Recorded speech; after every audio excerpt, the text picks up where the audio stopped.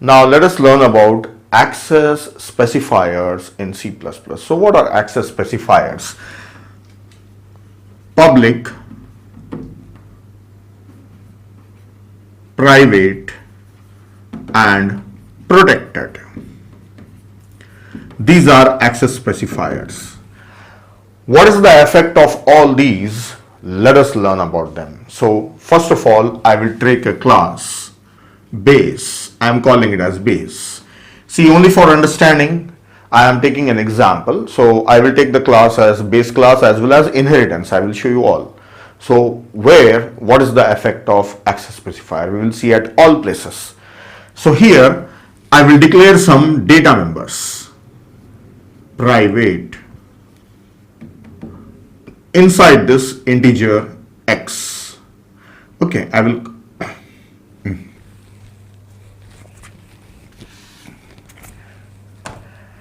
inside this integer a, then protected. Inside this integer b, then public. Inside this integer c. Then in public only I will write on one function, that is void fun base, means a function from base. So what I will do is a assign 10, b assign 20, and c assign 30. I will try to assign some values, nothing else. Now this is a complete example. I have a base class having all type of members. One is private member and protected member and public member, and I have a function which is just assigning values to them. Now let us study this. See, I have a class with all different type of members and a function is accessing all those members, and accessing means trying to read or write. So in this example it is writing the values. So yes, it is allowed. These are the members of the same class, so it can access. Now, I will create the object of base class. So inside main method, let us say main, I will create the object of base class. So let us say base x. X is the name I am taking, that is the object of base class. Now what x is having? This x is having three things. What are those? A, B, and C. All these three members are present here. Now can I say x dot a assign 15 and x dot b assign 30 and x dot c assign 90? I want to store 15, 30 and 90 in this one, because when I created an object of base class I got everything available here. So when I am creating an object, can I access all these members? I am getting all of them. But can I access all of them? No. Upon object you cannot access private member, you cannot access protected member, but you can access public member. Private, protected and public. So you cannot access private and protected, but you can access only public member.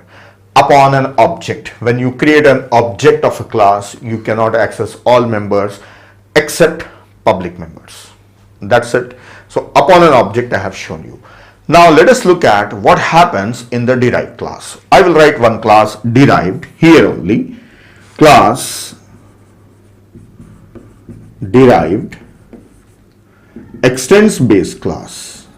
So inside I will not declare anything, just I will write one function inside public, and I will write function name as fun of derived.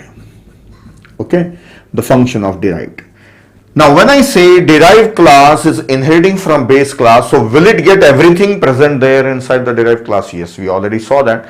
So all those members are available here.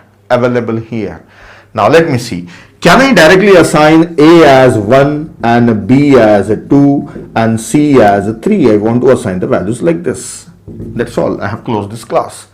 It is having one function which is accessing those members. Can it access all the members? No. It cannot access private, it can access protected, and it can access public, but it cannot access private. All other members it can access except private. Why is it not available? It's available but not accessible. That's all. Now finally look at all these things. I have a base class having three members, private, protected and public. All are accessible within this class only. But in derived class, private is not accessible, protected and public are accessible. And on an object, only public are accessible. Why? What is the idea behind this one? So I'll give you some example and explain you why such rules are framed in object orientation. Right? Why public, protected and private. So let us take an example and understand this one. Let us understand through some example. See, this is my car company and my company has designed a car. Okay. See, this is the top view of a car. These are wheels. Okay. To show that this is a design, I am drawing it like this. Okay. This doesn't look like a car. Imagine from the top you are looking at a car. Okay. From the top you are looking at a car. These are the headlights and all. Okay. So this is my car. I have designed a car. I have designed a car. Now yours is also an automobile company and your company is in some other country and you want to borrow technology from my company. Like this happens, like one company borrows, a local company in some country borrows the technology from international company, that is worldwide known companies like Toyota or Suzuki. They will give away some design, some old design to some other company in some country so that they can take that design and extend it and they can manufacture their own car. So your company is borrowing design from my company. So you have taken this design and you have designed your own car, right? So it is having same features plus some extra features, whatever the extra features are.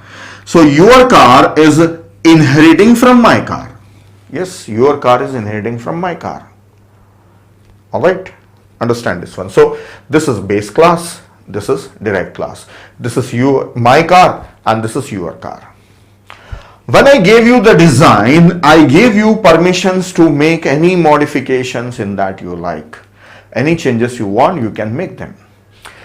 Except, please don't modify this. Don't modify this. So I can give you permissions on few things and I can restrict you from few things. So when I want to restrict something, I should make them as a private. And when I should allow you to access something or modify something in the design, then I can make them as what? Protected or public.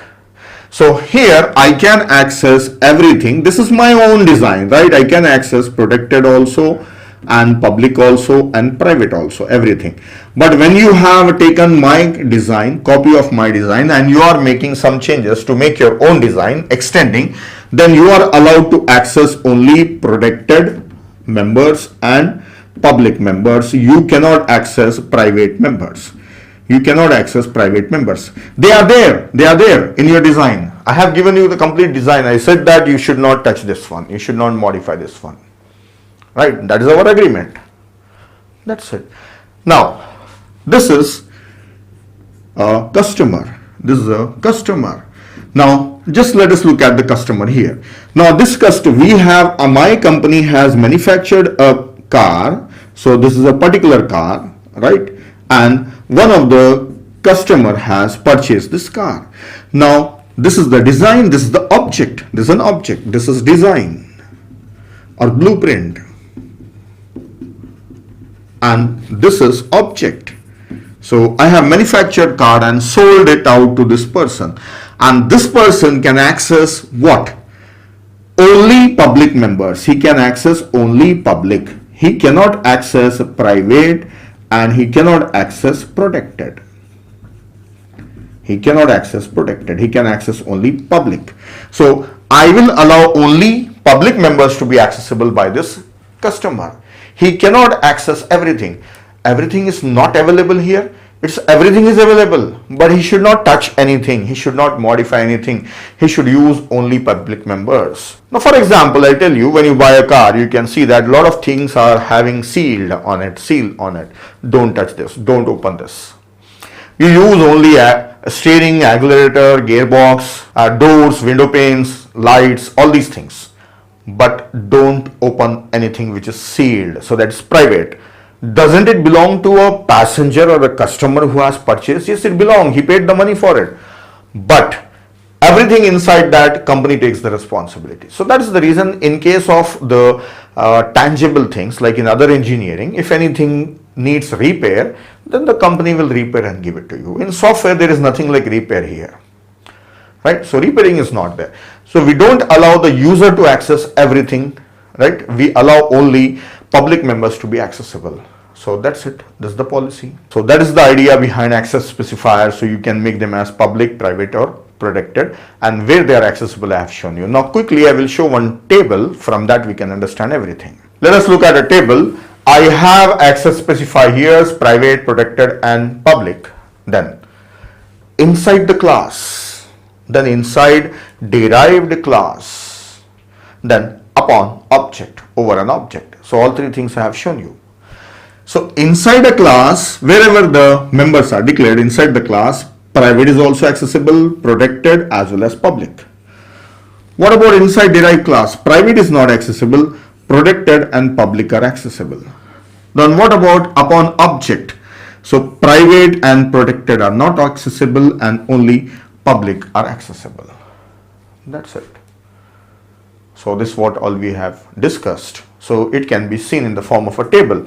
Now try to remember the table and all. It's maybe difficult. So I gave you the idea behind that one. What is the concept behind that one, right? Like a car company is selling away its technology to some other car company and also manufacturing the products and selling it to the past customers. Then how they allow these people and the customers, the differences. If you can understand that, easily you can figure out. So everywhere it is suitable, so you can easily figure out how it may be working. Then I'll show you these things. Let us write the code and check.